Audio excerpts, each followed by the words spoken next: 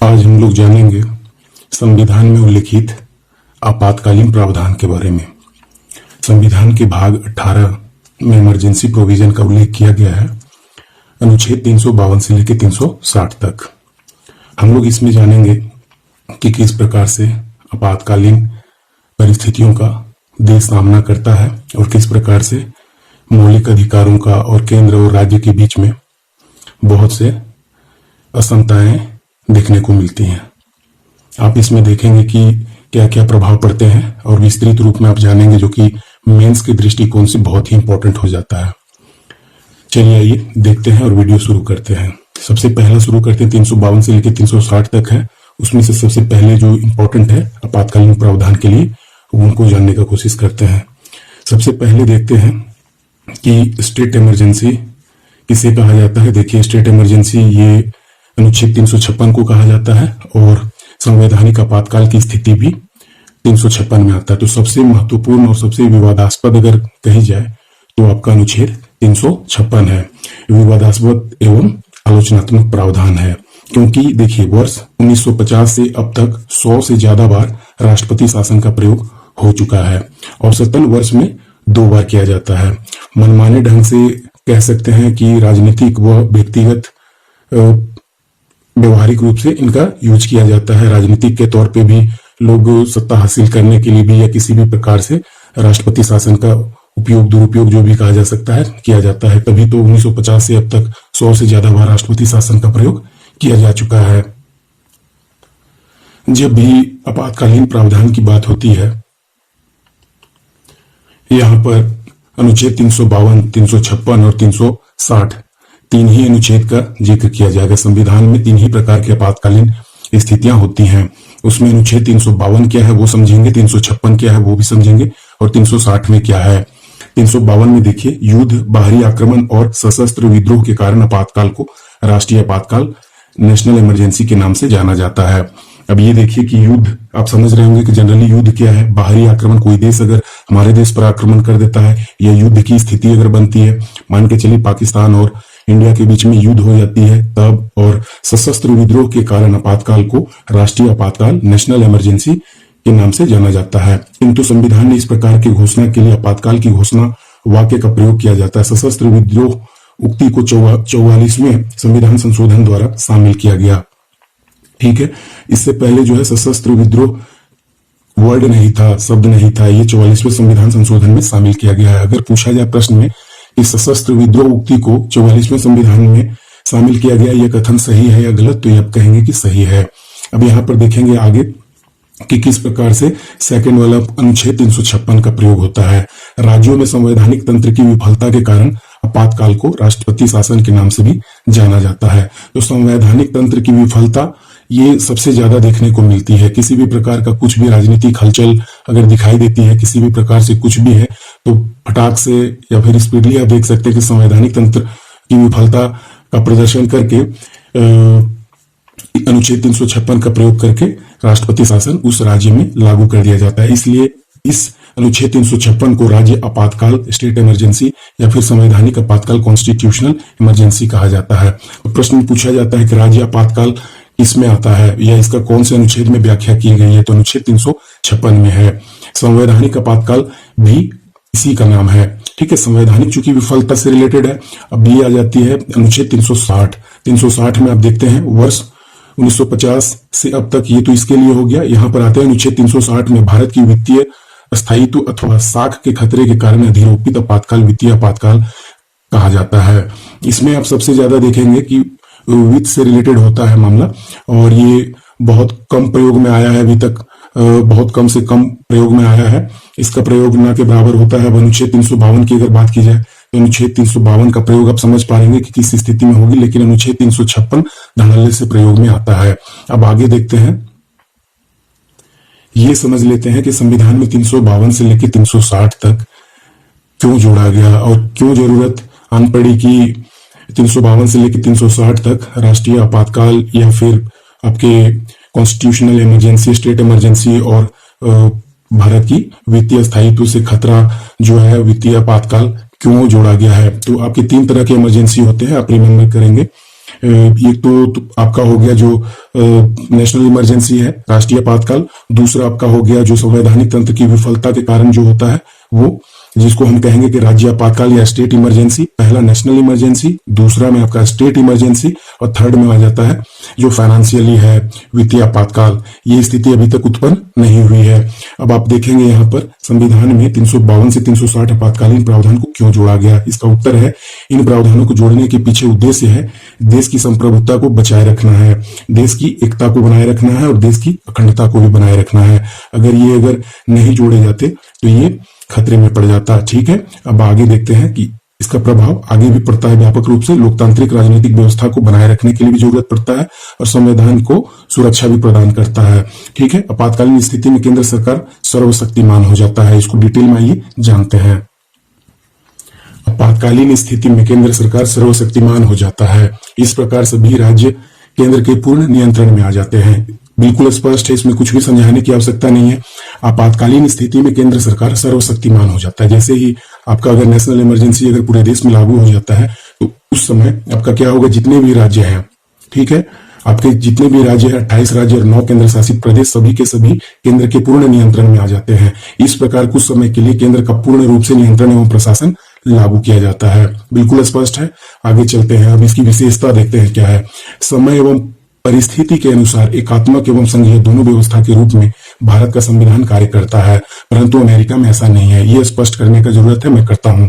समय एवं परिस्थिति के अनुसार, देखिए समय और परिस्थिति को देखते हुए क्या होता है कि जैसे ही स्टेट इमरजेंसी की स्थिति आती है या फिर आपका नेशनल इमरजेंसी की स्थिति आती है, यहाँ पे क्या हो जाता है, एकात्मक एवं संघीय दोनों व्यवस्था को लागू कर दिया जाता है। इसका अर्थ ये हुआ, एकात्मक का अर्थ हुआ कि सेंट्रल अपने अधीन में पूरे का पूरा कंट्रोल को ले लेता है। और संघीय क्या है, जैसा कि हम लोग जानते हैं कि कार्यपालिका की व्यवस्था है और संसदीय व्यवस्था में आप जानते होंगे कि किस प्रकार से विकेंद्रीकरण किया गया है। शक्तियों का विकेंद्रीकरण है, पूरा का पूरा केंद्र के अधीन न होते हुए राज्यों को भी अधिकार और पावर्स दिए गए हैं। तो उसके अधीन क्या होता है कि जब भी नेशनल इमरजेंसी की बात होती है उस समय में क्या होता है कि पूरा का पूरा कंट्रोल एकात्मक रूप से केंद्र के अधीन में आ जाती है। लेकिन ऐसा अमेरिका में देखने को नहीं मिलता है। वहां पर अगर किसी भी प्रकार की इमरजेंसी आता तो जो उसके स्टेट्स है उनको ही मूल रूप से झेलना पड़ता है सारी चीजों को। ठीक है, इसमें आगे चलते हैं। बाह्य आपातकाल और आंतरिक आपातकाल में क्या अंतर है, ये देख लेते हैं कि बाह्य आपातकाल और आंतरिक आपातकाल में अंतर क्या है। जब राष्ट्रीय आपातकाल की घोषणा युद्ध अथवा बाह्य आक्रमण के कारण की जाती है तब इसे बाह्य आपातकाल कहा जाता है। ये पूरा का पूरा स्पष्ट है। जब राष्ट्रीय आपातकाल की घोषणा, राष्ट्रीय आपातकाल नेशनल इमरजेंसी की घोषणा युद्ध अथवा बाह्य आक्रमण, जैसा पढ़ने से लग रहा है ये 352 की स्थिति है। युद्ध हमेशा याद रखेंगे आप, जब भी युद्ध अथवा बाह्य आक्रमण अथवा आपकी बात हो रही हो सशस्त्र विद्रोह की, तो आप क्या करेंगे, अनुच्छेद 352 को याद रखेंगे। जब राष्ट्रीय आपातकाल की घोषणा युद्ध अथवा बाह्य आक्रमण के कारण हो जाती है तब इसे बाह्य आपातकाल कहा जाता है। लेकिन दूसरी ओर जब सशस्त्र विद्रोह के कारण किए गए आपातकाल की घोषणा को आंतरिक आपातकाल कहा जाता है। बहुत ही इंपॉर्टेंट है मेंस के दृष्टिकोण से कि बाह्य आपातकाल और आंतरिक आपातकाल में मूल अंतर आप बताइए। ठीक है, अभी इसमें विशेषता की भी चर्चा कर लेते हैं आगे। आइए चलते हैं आगे।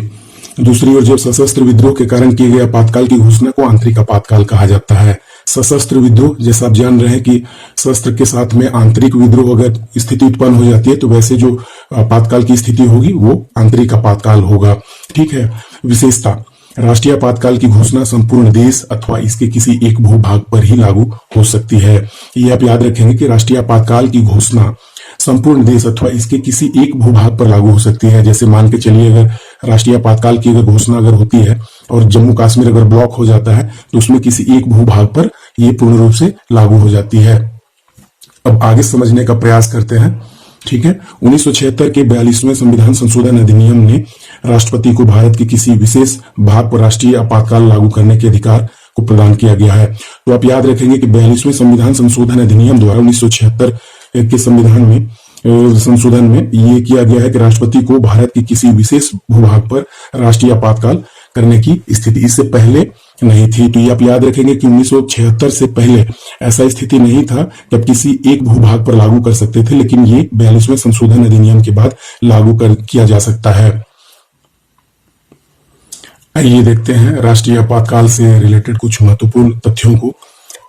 1975 में प्रधानमंत्री इंदिरा गांधी ने बिना मंत्रिमंडल की सलाह के राष्ट्रपति को आपातकाल की घोषणा करने की सलाह दी और आपातकाल लागू करने के पश्चात मंत्रिमंडल को आपातकाल की घोषणा के बारे में बताया। अब ये देखिए, समझिए क्या हुआ 1975 में।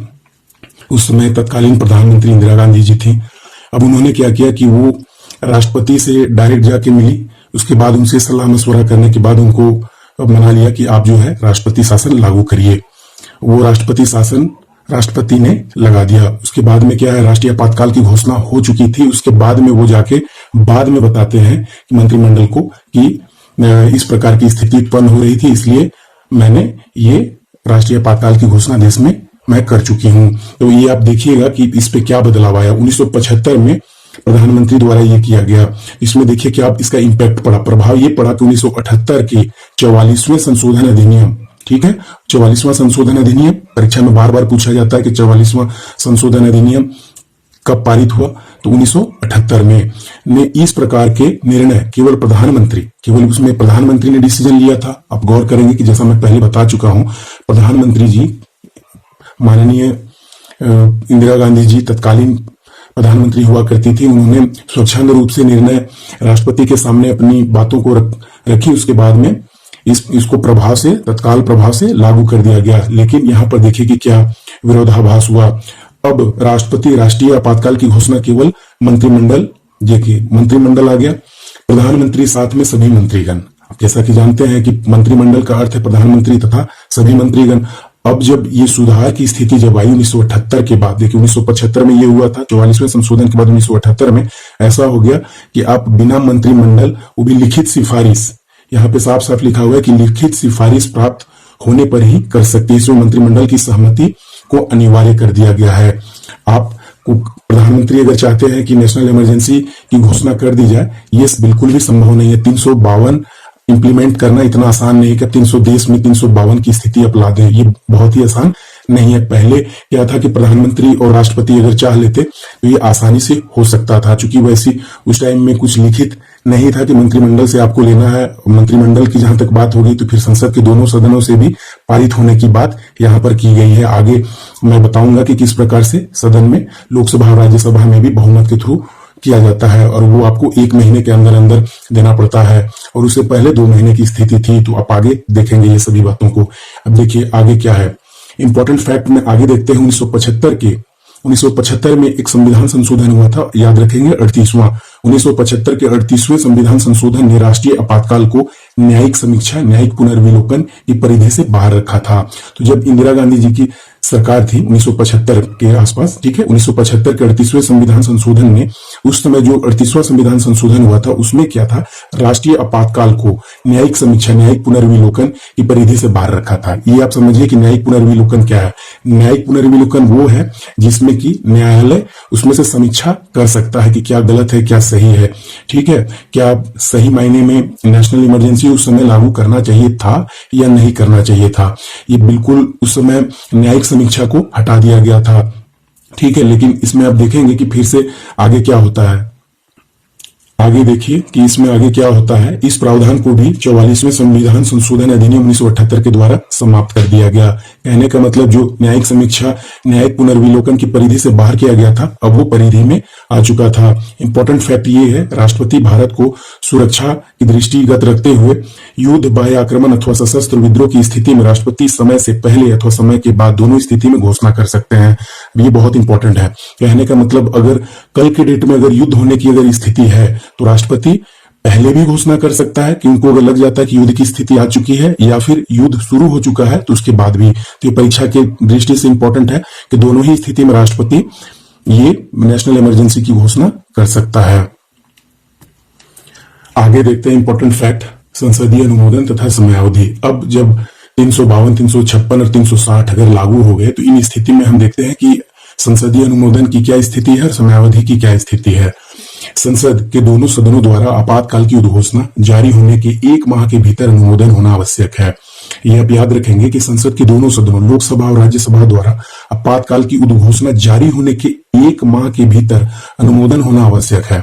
वहां से अनुशंसा होना आवश्यक है, दोनों के यहाँ से पास होना आवश्यक है।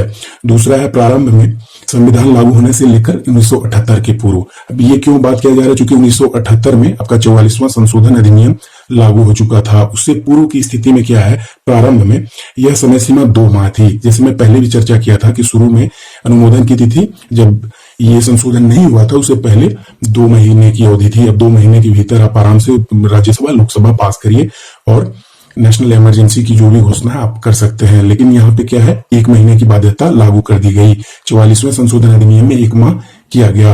अब आगे देखिए, यदि संसद से इसका अनुमोदन हो गया हो तो आपातकाल 6 माह तक जारी रहेगा।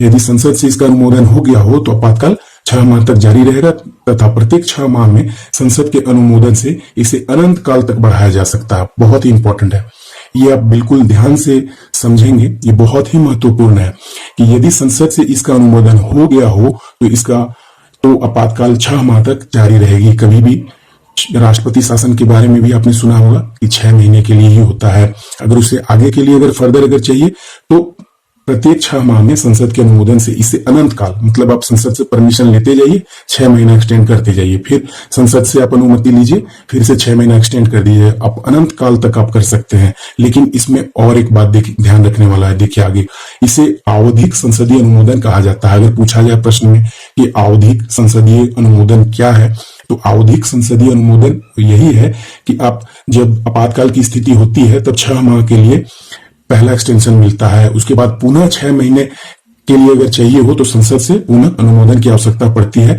और ये लगातार कंटिन्यूअसली ये ऑनगोइंग चलते रहता है। तो ये जो स्थिति आती है इसे ही आवधिक संसदीय अनुमोदन कहा जाता है। इसे भी 44वें संशोधन अधिनियम में जोड़ा गया। अगर पूछा जाए कि आवधिक संसदीय अनुमोदन जो आपातकालीन स्थिति में लागू होती है इसे कब जोड़ा गया, तो ये स्थिति आती है 44वें संशोधन अधिनियम द्वारा जोड़ा गया। अब आइए इसके पहले देखते हैं कि आपातकाल एक बार संसद द्वारा अनुमोदन के पश्चात मंत्रिमंडल की इच्छानुसार प्रभावी रह सकता था।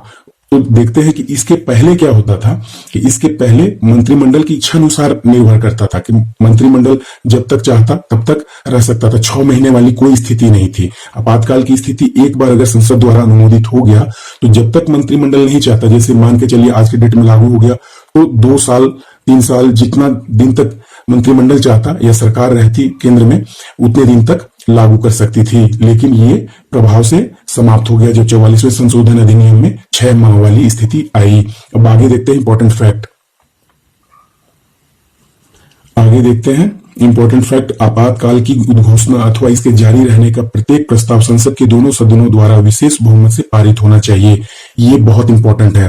प्रश्न में पूछा जा सकता है आपसे कि आपातकाल की उद्घोषणा अथवा इसके जारी रहने का प्रत्येक प्रस्ताव संसद के दोनों सदनों द्वारा विशेष बहुमत से। अब देखेंगे कि विशेष बहुमत क्या है, पहले क्या स्थिति थी ये भी पता चलेगा, और आज जो वर्तमान में है संशोधन अधिनियम होने के बाद में, जब अधिनियम में संशोधन हुआ उसके बाद हम देखेंगे कि किस प्रकार से बहुमत के लिए प्रावधान किया गया जिसे विशेष बहुमत कहा गया। पहले विशेष बहुमत नहीं स्थिति थी, पहले साधारण बहुमत से पास हो जाया करता था। अब देखिए आगे, लोकसभा पब्लिक राज्यसभा की कुल सदस्यों का बहुमत। इसका अर्थ यह है कि लोकसभा में भी जितने भी कुल सदस्यों का है उसमें भी बहुमत चाहिए और राज्यसभा के कुल सदस्यों का भी बहुमत चाहिए। बहुमत का क्या अर्थ है, अब बहुत बढ़िया से जान रहे हैं कि लोकसभा में बहुमत का क्या अर्थ है। लोकसभा में भी बहुमत से पास होना चाहिए और राज्यसभा में, लेकिन ये स्थिति अब देखेंगे कि 44वें संशोधन से पहले नहीं थी। इसीलिए 42वें और 44वें संशोधन को आप गौर कर रहे होंगे कि हमेशा मिनी संविधान के रूप में देखा जाता है। ठीक है, अब यहाँ पर देखिए, लोकसभा राज्यसभा की कुल सदस्यों का बहुमत सेकंड में आपका हो जाता है। लोकसभा और राज्यसभा में उपस्थित तथा मतदान करने वाले सदस्यों को 2/3 बहुमत। देखिए बहुत सारे विद्यार्थियों को ये समझ में नहीं आ पाता है, रट के जाते हैं, ये बिल्कुल क्लियर है। देखिए लोकसभा में बहुमत, इसका अर्थ क्या हुआ कि जो भी पूरे सदस्य हैं उसके लिए बात कहा जा रहा है, कुल सदस्यों का बहुमत। ठीक है, अब 543 की अगर स्थिति अगर है तो उसके आधे से कुछ अगर ज्यादा है तो आपका बहुमत अगर हो गया। ठीक है, आधे से ज्यादा है तो बहुमत की स्थिति आ गई। लेकिन यहाँ पे कह रहा है कि उपस्थित, लोकसभा में जितने उपस्थित है, मान के चलिए कि लोकसभा में जितने उपस्थित मेंबर हुए उस डेट में, जिस डेट में ये पास होने के लिए आया, तो जिस डेट में ये पास होने के लिए आया उस समय जितने लोकसभा में उपस्थित सदस्य हैं उनका ही बहुमत माना जाएगा। मान लीजिए 50 ही उपस्थित हुए, एग्जाम्पल के लिए मैं दे रहा हूं, 50 तो है नहीं, 200 उपस्थित हुए तो 200 में से बहुमत देखा जाएगा कि 200 में से कितनों ने दिया, 150 ने दिया, 170 ने दिया, 120 ने दिया, तो उसके अनुसार काउंटिंग किया जाएगा। तो उपस्थित तथा मतदान करने वाले सदस्यों, जैसे आप देखते हैं कि अटेंडेंस लगता है, विद्यार्थी अटेंडेंस लगाते हैं, वैसे ही एक उपस्थिति संसद में भी होती है कि कौन से एमपी और कौन से राज्यसभा सांसद किस दिन उपस्थित हुए हैं और किस दिन अनुपस्थित रहे हैं, तो उनकी भी उपस्थिति दर्ज की जाती है। तो यहाँ पर देखेंगे कि जो उपस्थित होते हैं या मतदान करने वाले सदस्यों का 2/3 बहुमत। बहुत से ऐसे हैं जो कि मतदान में भाग नहीं लिए, आए उसके बाद चले गए, तो उनकी काउंटिंग नहीं होगी। जो आके उपस्थित रहेंगे और मतदान करेंगे उन सदस्यों की ही काउंटिंग होगी। ये बहुत ही आसान है, कुल सदस्य और उपस्थित या फिर मतदान करने वाले सदस्य हैं। आगे देखते हैं इंपॉर्टेंट फैक्ट, उद्घोषणा की समाप्ति। अब आइए हम लोग देखते हैं कि उद्घोषणा अगर हो चुका है, ठीक है, राष्ट्रीय आपातकाल की घोषणा या राज्य में आपातकाल की घोषणा, संवैधानिक तंत्र विफल हो गया है, या फिर थर्ड में हम लोग देखें कि वित्तीय आपातकाल की स्थिति हो गई है। आप लोगों को तो अब बिल्कुल याद हो चुका होगा कि 352 में, 356 में और 360 ये 3 इमरजेंसी हैं, ठीक है। एक है आपका जब युद्ध की स्थिति है तब लागू होता है, जो कि आपका राष्ट्रीय आपातकाल है। दूसरा है आपका 356 जो कि राज्य में लागू होता है, राज्य में, ठीक है। संवैधानिक तंत्र जब विफल हो जाता है तब लागू होता है। थर्ड में आपका आता है 360 की स्थिति, जब वित्तीय अराजकता की स्थिति आ जाती है तब समझिए कि वित्तीय अराजकता की स्थिति में 360 लागू हो जाता है। ये स्थिति अभी तक नहीं हो पाया है।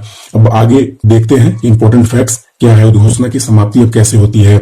जब उद्घोषणा हो चुकी है तब राष्ट्रपति द्वारा आपातकाल की घोषणा किसी भी समय एक दूसरी घोषणा से समाप्त की जा सकती है। कहने का मतलब अभी घोषणा हुआ, उसके बाद लगता है कि राष्ट्रपति को ऐसा लगता है कि नहीं अभी युद्ध की स्थिति नहीं है, तो वो दूसरे ही पल क्या कर सकते हैं, या दूसरे दिन या तीसरे दिन जब भी उनको लगेगा, राष्ट्रपति द्वारा आपातकाल की घोषणा किसी भी समय एक दूसरी उद्घोषणा से समाप्त की जा सकती है। इसके लिए संसद से परमिशन लेने की आवश्यकता नहीं है। देखिए, संसदीय अनुमोदन की आवश्यकता नहीं है।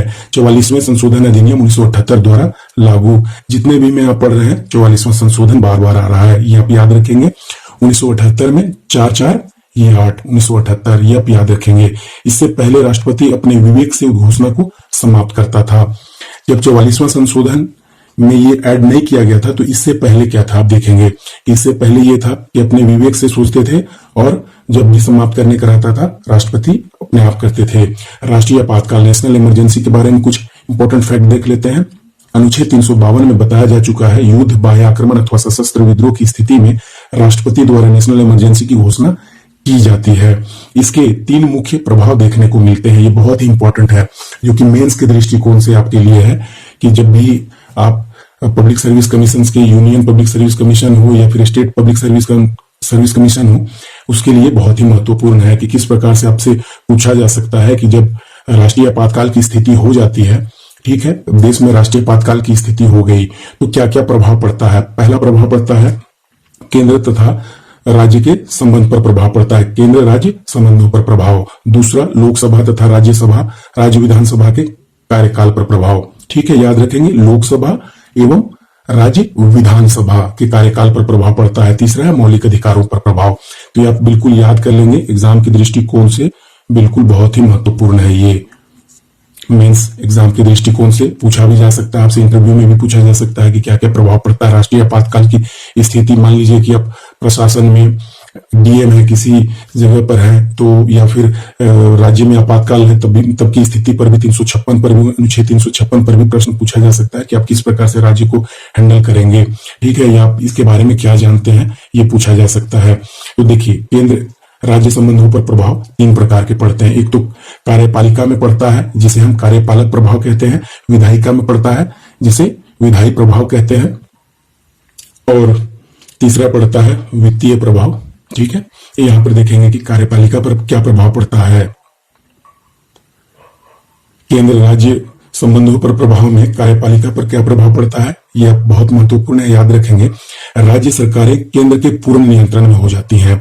अब बिल्कुल याद रखेंगे कि राज्य सरकारें केंद्र के पूर्ण नियंत्रण में हो जाती है। अगर राष्ट्रीय आपातकाल की स्थिति अगर आ गई है, तो आप उस समय आप ये मान के चलिए कि आपका राज्य सरकार, मुख्यमंत्री, राज्यपाल, सभी के पावर लगभग समाप्त होकर आपको पूरा का पूरा टोटल कंट्रोल सेंट्रल के पास चला जाता है और आपको सेंट्रल की पूरी बात आपको माननी पड़ेगी। सेकंड देखेंगे विधायी प्रभाव क्या पड़ता है। राष्ट्रीय आपातकाल के समय संसद को राज्य सूची में वर्णित विषयों पर कानून बनाने का अधिकार प्राप्त हो जाता है। देखिए, जैसा कि आप जानते हैं कि राज्य सूची पर केवल राज्य ही कानून बना सकता है, लेकिन अब देखिए कि जब विधायी पर क्या प्रभाव पड़ रहा है, जब आपातकाल की स्थिति है तब अब देखिए ये प्रश्न बहुत ही महत्वपूर्ण है, जो कि आपका मेंस के एग्जाम में भी पूछा जा सकता है, इंटरव्यू में भी पूछा जा सकता है कि राष्ट्रीय आपातकाल के समय संसद के, या पूछा जा सकता है आपसे कि इसको आप ऐसे देखिए कि पूछा जा सकता है कि केंद्र राज्य सूची पर कब प्रभाव डाल सकता है या राज्य सूची पर कब कानून बना सकता है। तो अगर पता और जानकारी होगी तो फटाक से बोलेंगे कि राष्ट्रीय आपातकाल के समय संसद को राज्य सूची में वर्णित विषयों पर कानून बनाने का पूर्ण अधिकार प्राप्त हो जाता है। यह कानून आपातकाल समाप्ति के 6 माह बाद तक प्रभावी रहता है। ये बहुत ही महत्वपूर्ण है, प्रभाव से भी रिलेटेड ऑब्जेक्टिव क्वेश्चन भी बन जाता है इससे कि कितने माह तक प्रभाव रहता है, तो 6 माह तक प्रभाव रहता है, जो राज्य सूची का पूर्ण रूप से अधिकार प्राप्त हो जाता है केंद्र को। वित्तीय स्थिति के बारे में देखेंगे कि वित्तीय प्रभाव क्या पड़ता है। जब राष्ट्रीय आपातकाल की उद्घोषणा लागू हो तब राष्ट्रपति केंद्र तथा राज्यों के मध्य करों के संवैधानिक वितरण को संशोधित कर सकता है। संवैधानिक वितरण आप समझ रहे होंगे कि जो परसेंटेज में बंटवारे का रहता है कि कर का जो अब सीजीएसटी और एसजीएसटी आप देख रहे होंगे कि जो राज्य का है पैसा राज्य को लौटा दिया जाता है टैक्स के रूप में।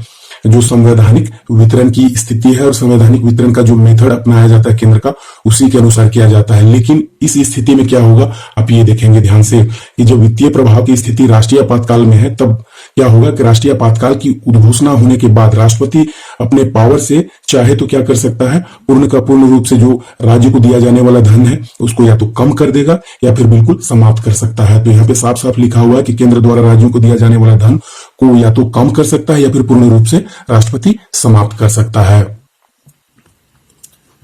राष्ट्रीय आपातकाल की स्थिति में आपने देखा कि 3 प्रकार के प्रभाव पड़ते हैं। पहला प्रभाव पड़ता है केंद्र राज्य संबंधों पर, दूसरा प्रभाव पड़ता है लोकसभा एवं राज्य विधानसभा के कार्यकाल पर, और तीसरा प्रभाव पड़ता है मौलिक अधिकारों पर। तो उसमें हम देखेंगे सेकंड लोकसभा तथा राज्य विधानसभा के कार्यकाल पर क्या प्रभाव पड़ता है। देखिए, ये भी बहुत महत्वपूर्ण है कि राष्ट्रीय आपातकाल की स्थिति में लोकसभा का कार्यकाल और विधानसभा का कार्यकाल में क्या प्रभाव पड़ता है। सामान्य कार्यकाल जैसा हम लोग जानते हैं 5 वर्ष का होता है। संसद द्वारा विधि बनाकर एक समय में 1 वर्ष के लिए कितने भी समय तक बढ़ाया जा सकता है। ये नियम को आप समझिए कि जैसा कि वित्तीय आपात की स्थिति है या फिर राष्ट्रीय आपात की स्थिति है या फिर आपकी राज्य की स्थिति है, सेकंड थर्ड और फर्स्ट सेकंड थर्ड में आप देख रहे होंगे 352, 356 और 360 3 स्थितियां हैं। पहला स्थिति आपका राष्ट्रीय आपातकाल, दूसरा स्थिति आप देख रहे हैं राज्य में संवैधानिक विफलता है, तीसरा है वित्तीय अराजकता है। तो ये बिल्कुल आपको कंठस्थ हो चुका होगा। अब आगे देखते हैं कि इस प्रकार से इसमें एक्सटेंशन मिलता है। यहाँ पर 1 वर्ष का एक्सटेंशन इसलिए मिलता है कि अब देखिएगा कि जब राज्य में अगर मान लीजिए राज्य में संवैधानिक विफलता अगर हो चुका है तो किस प्रकार से होगा, उसके बाद में राष्ट्रीय आपातकाल की स्थिति है तो किस प्रकार से होगा। यहाँ पर देखिए कि 5 वर्ष का होता है, लेकिन राष्ट्रीय आपातकाल की स्थिति में 1 वर्ष के लिए बढ़ा दिया जाता है। ये भी आप याद करिए, जैसे 5वीं लोकसभा 1971 में, ठीक है, का कार्यकाल 2 बार 1-1 वर्ष के लिए बढ़ाया गया था। तो ये आप हमेशा याद रखेंगे कि सामान्य वर्ष में आपका 5 वर्ष का होता है, लेकिन जैसे ही आपातकालीन स्थिति होती है उस समय आप देखेंगे कि संसद द्वारा विधि बनाकर एक समय में 1 वर्ष के लिए कितने भी समय तक बार बार 1 वर्ष का एक्सटेंशन दिया जा सकता है। ठीक है, आप एग्जांपल के लिए दे सकते हैं कि 5वीं लोकसभा जो 1971 का कार्यकाल था 2 बार 1-1 वर्ष के लिए बढ़ाया गया था। इसी प्रकार संसद किसी राज्य विधानसभा का कार्यकाल प्रत्येक बार 1 वर्ष के लिए और कितने भी बार इसको भी एक्सटेंड करते रह सकता है, कार्यकाल बढ़ा सकती है। आपातकालीन समाप्ति के पश्चात विधानसभा का कार्यकाल अधिकतम 6 माह तक रह सकता है। ये भी बहुत महत्वपूर्ण है कि 6 माह से ज्यादा, चाहे वो संसद की स्थिति सेंट्रल में हो या फिर राज्य की स्थिति हो, 6 माह से ज्यादा नहीं रह सकता है। थर्ड में आप देखेंगे जो बहुत ही महत्वपूर्ण है, मूल अधिकारों पर प्रभाव। 3 प्रभाव पड़ रहे हैं। पहला प्रभाव आपने देखा कि केंद्र राज्य संबंधों पर प्रभाव, दूसरा लोकसभा तथा राज्य विधानसभा के कार्यकाल पर, तीसरा मूल अधिकारों पर प्रभाव। मूल अधिकारों पर क्या प्रभाव पड़ता है, ये इससे रिलेटेड 2 अनुच्छेद आप याद रखेंगे, 358 और अनुच्छेद 359। राष्ट्रीय आपातकाल में मूल अधिकार पर प्रभाव का वर्णन 358 अनुच्छेद और अनुच्छेद 359 करता है। अनुच्छेद 358 में क्या है कि अनुच्छेद 19 द्वारा दिए गए मूल अधिकारों के निलंबन से संबंधित है। निलंबन अर्थात सस्पेंशन, आपको कुछ समय के लिए, अब ये परमानेंट सस्पेंशन नहीं रहता, ये कुछ समय के लिए आप इस मूल अधिकार को जब तक आपातकालीन स्थिति है तब तक का प्रयोग नहीं कर सकते हैं। आगे देखते हैं अनुच्छेद 359, ये भाग 3 मूल अधिकार। अब जैसा कि 358 में अनुच्छेद 19 की पर्टिकुलर बात की जा रही है, तो 19 को आप हटा दीजिए। उसके बाद में अनुच्छेद 20 और 21, अनुच्छेद 19, 20 और 21 को अगर आप एलिमिनेट कर देते हैं तो अनुच्छेद 359 की व्याख्या हो जाती है। आप 3 को एलिमिनेट करिए, अनुच्छेद 20, अनुच्छेद 21 और अनुच्छेद 19 को, तो भाग 3 में जो मूल अधिकार है ये निलंबन से संबंधित है। इस प्रकार से अगर ये अनुच्छेद 358 और अनुच्छेद 359 दोनों का ही अगर प्रयोग अगर हो जाता है तो समझिए कि ये तो दैहिक स्वतंत्रता से रिलेटेड है, अनुच्छेद 21, और अनुच्छेद 20 भी जो है, जैसे किसी को इस प्रकार से, जैसे किसी को पकड़ लेना है या किसी प्रकार से सजा देने का प्रावधान है, तो जब तक दोष सिद्धि नहीं हो जाती, अनुच्छेद 20 क्या है कि एक तरह से प्रोटेक्शन की बात की जा रही है। अनुच्छेद 20 में किसी भी व्यक्ति को बिना दोष सिद्धि के आप उसको गिरफ्तार करके जेल भेज देना या कि किसी प्रकार का दंड देना, या ऐसा नहीं जैसे आप मॉब लिंचिंग या किसी भी प्रकार के आप सुने होंगे, तो जब तक दोष सिद्ध नहीं हो जाता है तब तक क्या करते हैं लोग, जनरली आपने देखा होगा कि जनरल पब्लिक किसी दोषी को अगर पाते हैं तो वहीं पर सजा देने का प्रयत्न करते हैं, चाहे चोर हो, चाहे मर्डरर हो, चाहे किसी भी प्रकार के दोष किए हुए व्यक्ति हो। अगर बलात्कारी को अगर पा जाएंगे या किसी भी प्रकार के लोगों को अगर जनरल पब्लिक अगर पा जाती है तो चाहती है कि यहीं पर फैसला कर दो। क्यों? क्योंकि न्यायालय में फैसला करने में वो जानते हैं कि 10, 20 साल, 30 साल तब तक वो आराम से पूरा का पूरा जीवन और पूरा का पूरा लाइफ जी लेता है। तो अनुच्छेद 20 उसको प्रोटेक्शन देता है कि जब तक सिद्ध नहीं हो जाता है तब तक आप उसको सजा नहीं दे सकते। उसी प्रकार से दैहिक स्वतंत्रता से रिलेटेड है अनुच्छेद 21, तो अनुच्छेद 20 और 21 को अगर छोड़ दिया जाए तो बाकी जो अनुच्छेद है मूल अधिकार में भाग 3 में, वो पूरे का पूरा निलंबित हो जाता है। ये 2 को केवल छोड़ दिया जाता है। तो आप समझ पा रहे होंगे कि मौलिक अधिकार में 19 और भाग 3 में मूल अधिकार। अब जैसे कि जानते होंगे भाग 3 में क्या क्या है, देखिए भाग 3 में आपका है 12 से 35 तक मूल अधिकार है। तो जब आपका 19 एलिमिनेट हो गया, उसके बाद में 20 भी एलिमिनेट हो गया और 21 भी एलिमिनेट हो गया, तो बाकी जितने भी बच गए वो एलिमिनेट कर देता है अनुच्छेद 359। तो अनुच्छेद 359 यही है, भाग 3 मूल अधिकार के निलंबन से संबंधित है। और ये भी याद रखने वाली बात है कि ये भी परमानेंट नहीं है। जैसे ही आपातकालीन स्थिति समाप्त होती है आपको पुनः सारे अधिकार मिल जाते हैं, ये कुछ समय के लिए रहता है। अब महत्वपूर्ण तथ्य ये भी मैं बताने जा रहा हूं कि जिस प्रकार से आप जानते होंगे कि 1950 से लेके अभी तक 100 से ज्यादा बार राष्ट्रपति शासन का प्रयोग किया जा चुका है। और सबसे ज्यादा आलोचनात्मक और सबसे ज्यादा आलोचना और विवादास्पद अगर कही जाए तो अनुच्छेद 356 राष्ट्रपति शासन को माना जाता है। आपसे ये भी प्रश्न किया जा सकता है कि 3 अनुच्छेद है, 352, 356, 360, इसमें सबसे विवादास्पद कौन सा है? तो आप उत्तर देंगे 356 जो राष्ट्रपति शासन से रिलेटेड है। इसमें राजनीतिक अधिकारों का भी प्रयोग करता है, कोई व्यक्तिगत अधिकारों का भी प्रयोग कर सकता है, और इस तरीके से लोग व्यक्तिगत लाभ के लिए भी इसका प्रयोग करते आ रहे हैं। अब राष्ट्रपति शासन के बारे में मैं थोड़ा सा जानकारी देना चाहूंगा कि मणिपुर में 10 बार राष्ट्रपति शासन लग चुका है, उसके बाद में बिहार में 8 बार, दिल्ली में 1 बार, छत्तीसगढ़ में अभी तक राष्ट्रपति शासन की स्थिति नहीं आई है, पंजाब में 8 बार, जम्मू एंड कश्मीर में 7 बार, झारखंड में 3 बार, यूपी में 9 बार और वेस्ट बंगाल में 4 बार। इसी प्रकार से अन्य भी राज्य हैं, लेकिन सबसे ज्यादा अभी फिलहाल तक मणिपुर में 10 बार राष्ट्रपति शासन की स्थिति आ चुकी है।